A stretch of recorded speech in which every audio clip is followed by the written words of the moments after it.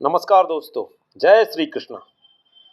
आज श्री कृष्ण जन्माष्टमी का उत्सव चल रहा है देश भर में। तो आइए उन्हीं के माध्यम से हम प्रेरणा के नए सूत्र सीखते हैं।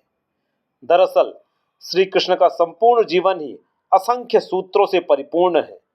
वह कदाचित एकमात्र ऐसे देव होंगे जो आपदाओं में भी बांसुरी बजाते रहे। दोस्तों, आप तो जानते ही हैं कि मनुष्य हो या अवतार, इस पृथ्वी लोक पर जो भी आया उसे नाना प्रकार के संघर्ष और कष्ट भोगने ही पड़े हैं, वो चाहे भगवान राम हो या श्री कृष्ण। किंतु श्री कृष्ण की क्या कहिए, उनका तो इस पृथ्वी लोक पर जब कहीं कोई अस्तित्व ही नहीं था, लेकिन शत्रु पहले से ही तैयार खड़े थे, वो भी कोई बाहरी नहीं, सगे संबंधी। कैसा वेदना भरा दृश्य है। जगत के पालनहार के माता पिता काल कोठरी में बंद हैं, हथकड़ियों और बेड़ियों में बिधे हुए हैं। वही उनकी जन्मस्थली, जन्म के ठीक पहले एक एक कर उनके 7 सगे भाइयों की हत्या होती रही।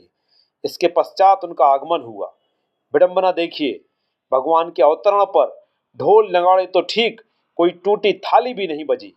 जन्म के साथ ही मां से बिछोह, आधी रात को मूसलाधार बारिश में पिता के सिर डोलची पर नंदगांव को प्रस्थान करना पड़ा। वहां भी सुकून कहाँ था।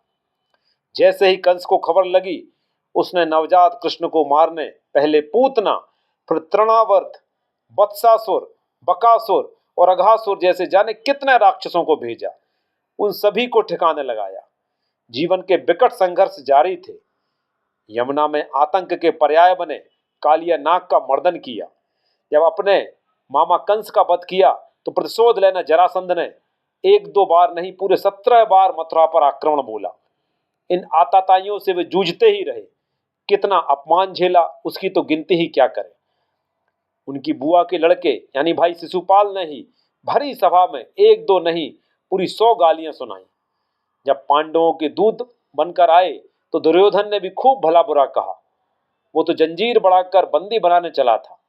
महाभारत के भीषण संग्राम के उपरांत तो गांधारी ने भी कितने विष बुझे वचन कहे।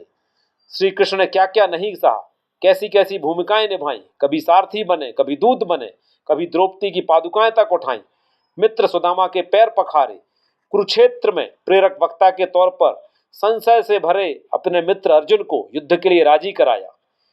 जमी जमाई विरासत को छोड़ अपने ही पुरुषार्थ से एक नई नगरी बसा ली, द्वारिका। प्रेम को तो जैसे मानो वो पर्याय ही बन गए।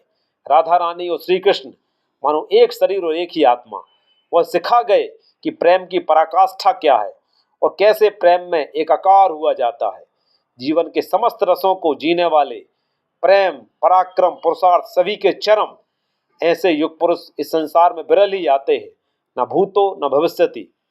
श्री कृष्ण हम साधारण मनुष्यों को अपने जीवन के माध्यम से सिखाते हैं कि जब साक्षात नारायण होते हुए मैंने संसार में जन्म से लेकर मृत्यु तक अथक संघर्ष किया, अपमान का विष पिया, तो आप भी उसके लिए मानसिक और शारीरिक रूप से तैयार रहिए। और इस सब में टूटने बिखरने की बजाय बांसुरी का आनंद लेना कभी मत भूलिए। यही इस मृत्यु लोक का शाश्वत सत्य है। जय श्री कृष्ण।